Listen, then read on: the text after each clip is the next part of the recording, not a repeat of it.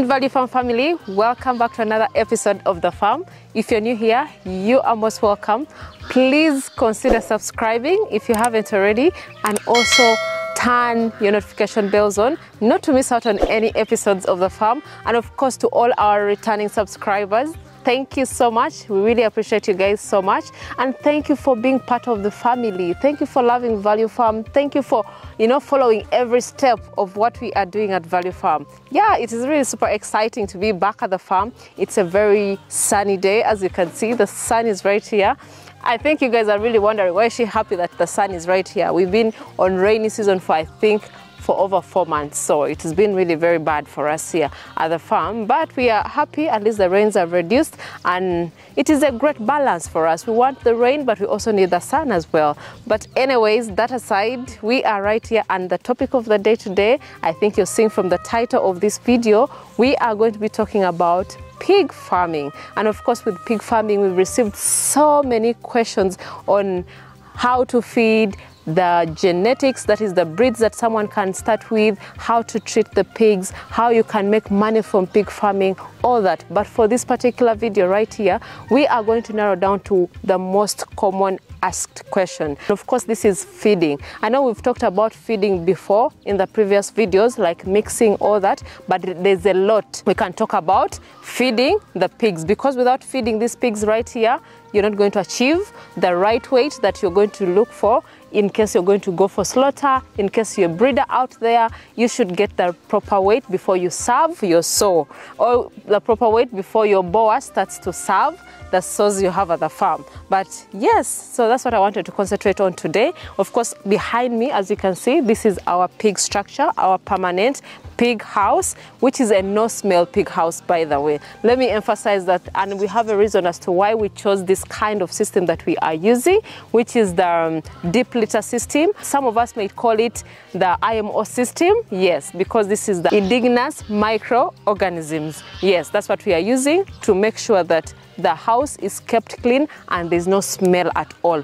Yes, you may think that this is maybe someone's house or something different, but this is the pig house and there's no smell at all. When you come near, when you come next to the farm, there's no smell at all. Yeah, but that aside about the housing, we are going to get inside there so that we can be able to talk about the feeding, the proper feeding practices, including the feeding times, so that we can learn something today, so that we can at least know how we are doing it at Value Farm. So I'm going to share this with you guys, but let's go inside so that I can be able to share with you the best practices.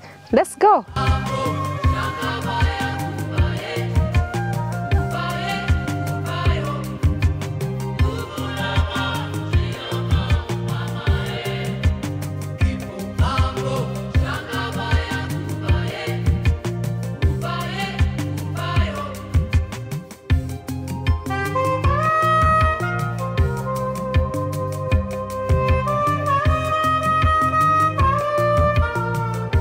Guys, we are right here in this specific pen. You can see these piglets right here feeding. Yeah, they're here. They're around 3 weeks. We are about to win them. It's just remaining with 1 week so that we can get them off the mom. But this is 3 weeks old piglets. So back to the point. The first point that you have to know about the best feeding practices. Make sure the feeding troughs and the drinkers are cleaned properly. Every morning, cleanliness should be done. Not only the feeding troughs, even the deep litter system or their bedding should also be changed. You should make sure that when you come here, you rake the wastes that are dried, because remember, with the cleaning, we have the rake that we always use. I will definitely show you. You pick out the other wastes that are on top of the bedding. Then you spray with the IMO. Then you also make sure that the wood shavings are also changed, or you add more. If the wood shavings are really worn out and they are out of maybe turning into like soil, that's when you have to change the whole bedding. But you have to make sure at least the bedding is comfortable and the animals do not root below the ground, because with pigs, they are natural rooters. They dig below the ground. So make sure that you at least make sure that the bedding is big is enough for them to be comfortable as well. So cleanliness is a must. You make sure that the troughs are cleaned, the drinkers are clean. Like you can see here on this other side, we have our drinkers, then we have our feeder right here. Then even after them feeding, make sure that the food that is left in the trough is taken away, because you don't want it to be wasted in the troughs because it's already contaminated. Maybe they've stepped on it. Make sure that you sweep. You make sure that you clean it off the feeding trough so that it's always clean, as you can see this other section right here. So that is really key. Cleanliness is a best practice that you should really make sure that you have at your farm. If your pig house is clean enough, your pigs are also healthy. Next point is clean feeds free from contamination. What do I mean? The source of your feed matters. Yes, I know most of us, maybe if you're beginning, you get these feeds from the millers, you go and source from different locations that you're not even sure about, but make sure that the source that you're getting your feeds from is clean. They really do not mix so many things, because most millers, when you're going to buy maize bran, they mix in some other things, some other components. Like someone was even telling me that they always also mill the cobs of the maize and they mix in the bran, which is really very unhealthy, just because for them they want to make the kilograms that you're getting. So if you go to a place and they're untrustworthy, make sure that you just leave that place. Of course, it is sometimes a gamble that you go to these millers and you don't know whether the feeds are really proper or this, but if you realize that maybe you brought the feeds and it affected your piglets or your pigs by maybe getting diarrhea or they got sick, then you have to really change where you're going to source your feeds from. So feeds, the source of your feed matters a lot, and they should be free from the contamination, because if they have the toxins in it, it's going to really affect your pigs so much. The pigs are going to get diarrhea, even these other big ones, which is really so bad for them. So it is really good for you to make sure that the feeds are okay. If you have your own, because I was discussing with someone today about the feeding, if in case you want to invest, if you have the money, you can buy your own miller, a small miller that you can even mill from your farm, so that you know how your feeds is, you know the proper way of how you can mill it yourself and you feed to your animals. That is also another way of saving and also cutting costs, by the way. If you invest in a machine like that, you mill your own feeds and you feed to your animals than going to these millers that you don't know where they source from their maize, where they source from their, everything that you're buying from them. So that you can only buy maybe the supplements that you're going to mix with the feeds. Then also, by the way guys, then storage of these feeds. The way you store your feed also matters, because if you're to source your feeds and you just dump them maybe somewhere, or you just put them in the sacks and it's an open place and maybe there are rats. Remember, rats are all over the bushes, they come and contaminate the feeds. So with the storage as well, make sure the feeds are not on direct sunlight or a dampy place, because when it's in a damp place, then it's going to really affect the feeds, because the aflatoxins are going to be created, which is going to affect the feeds, and it's going to really be dangerous to your animals, to your pigs. So the next point is having the required feeds for different stages of the pigs, because with the pigs we have the piglets, then we have the weaners, then we have the sows, we have the boars. So in the previous videos, if you haven't watched, go and watch our feeding formula that we created, because we had 2 videos that we created for both for the piglets, because we mixed our crib feeds for the piglets, then we also had for the growers and the finishers. So you have to have proper feed formulas for these pigs that you have at the farm. So make sure they're separate. And after weaning these piglets, the piglets start with the crib feeds. In fact, not even when they're weaned immediately, you introduce to them the crib feeds when they're still with the mom, so that they can get familiar with the feeding. Then when they are weaned completely, they have their crib feeds. So we have a video that you can definitely refer to, and you see the mixture of how we are mixing these feeds for the piglets that are just weaned, which is the crib feeds. Then of course for the growers and the finishers, which include the sows and the boars, these ones here, you have a specific feed formula for them, which is really also mixed. I have a video on that. Please go check it out, because it was detailed. We did the step by step, and also maybe the quantities that I should really talk about. The quantity of feeding, what you feed the boars, and how much feed you can feed to the sows, the ones that are lactating as well. That is also very, very key. But I know I'm just repeating this so that we can be able to understand these feeding formulas properly. So for the quantities, what you have to make sure is at least the quantity that you're giving to your pigs is according to their body size, if they are weaners, if they're piglets, if they are sows, lactating, boars, those feed differently, and the quantities are quite different. Then the other point is time for feeding. I know most of you have been asking us how many times you feed your pigs at the farm. As always, I tell you we feed them twice a day, in the morning, then in the afternoon. Of course, in the morning, we feed at 9 a.m. in the morning, then at 3 p.m. in the evening, in the afternoon. Yes, so that's how we feed them. So we feed them twice. We don't want to overfeed them.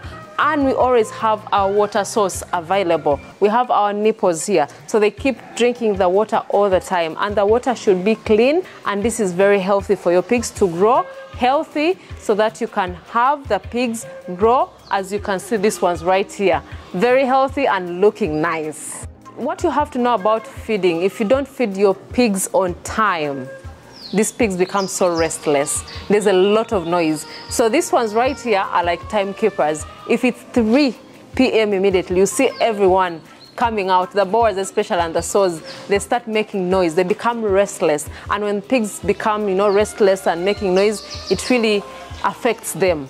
And by the time you start now feeding them, everyone is just struggling to get the feeds, which is not really good for them, because this really affects their health so much. And even they lose weight in that process. For pigs, it's easy for them to lose weight within even a day if you don't feed them even on time, or sometimes you miss. I was even talking to someone again today about feeding pigs, and they're like, you know what, for us in our village, we just feed, we feed them anytime, randomly. Whenever you get like your leftover food from the restaurants, you bring for them. So there's no specific time. And I was like, you know what, that is a bad practice. What you have to make sure is, make sure that these pigs have scheduled time that they know that, this is the time that we are supposed to eat. Like right now, there's no noise. But trust me, guys, when it's feeding time, the noise that is right here is overwhelming if you delay by a few minutes. But if you feed on time, everything is okay. Right now, pigs in different pens, but you can't hear any noise at all.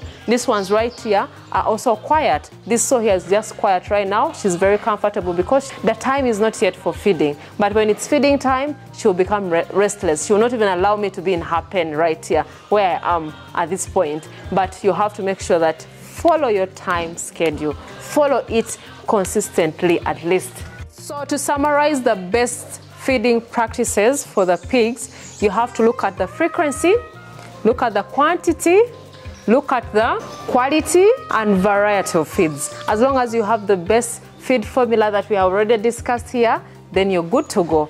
Then let's talk about the vitamin supplements. I know these are some of the things that you guys have been asking. I'm trying to answer your questions because these are all questions that were asked in the comment section, and I wanted also to address this on such topics, when we come here and we're talking about pig farming, what supplements that we give to the pigs. The major supplement that we give to the pigs, especially for the piglets, is the iron. So it is the iron that we give them, because if you do not give them at a younger stage, it's going to affect them. We give them at least 2 days old or 3 days old. That's when we administer the iron shot. Yes, so that is a supplement that we always give them. And remember, when they are born when they're anemic. That's why we give the iron shot to them. So that is also given to them to at least boost their immunity so that they can live healthy. So that is really key for those who have been really asking about some of the supplements that we are giving to the pigs. Then let's talk about deworming. Yes, we also deworm our pigs, which is a very good practice in pig farming. Yes, how often do we deworm our pigs? We do deworm them at least 3 months. After every 3 months, that's when we deworm them. And after deworming, you have to give them at least a multivitamin. The essential multivitamin is A, D, E, K. That is like a deck. Yeah, that is the essential multivitamin that we really administer to them. So that is really very key and it's very important. It's a good practice when you're doing pig farming. Yeah. So why we do deworm them after every 3 months, it's just because we are using this system right here. But this is the deep litter system or the IMO system. That's what we are using. That's why we administer after 3 months. But if you have the slated floors, you can do it even monthly, depending on the situation of the pigs and how they are really. But this one is a very proper system that we are using. We are really proud of it. We have really benefited from it because we have less risks to so many diseases and all that. So that's why we are really very grateful for this kind of system that we are using at Value Farm. Also, adding minerals to your feed is very, very important. The minerals include zinc, calcium, phosphorus, potassium, magnesium. The minerals should have that component in them, which is really very healthy for the pigs so that they can look as healthy as you can see these ones right here. Yes. So guys, I think that is the best practices that I could share for you at this point. For the treatments, we can definitely do it in a different video so that we can learn more on that. Or you can contact us on our WhatsApp number so that we can have a consultation with you so that we can discuss in detail. But I was just trying to answer all these questions that you guys have been asking over and over again. The best practices, the feeding, the treatment, the supplements, at least I've discussed them right here. Hope you've learned 1 or 2 things from this video. So if you have any other questions, leave your comments down below so that I can have a detailed video on that and I answer all your questions. But if you haven't already checked out our social media platforms, I don't know what you're really waiting for. Go to Instagram, that is Value Farm UG, Facebook Value Farm, TikTok Value Farm. Go see behind the scenes and also get inspired, get to learn something from there as well. But we really appreciate you guys for following and sharing these videos. Thank you so much. We wish you a Merry Christmas and a Happy New Year. I don't know when you're going to be watching this video, but I wish you all the best. And of course, tell a friend to tell a friend. Till next time, bye.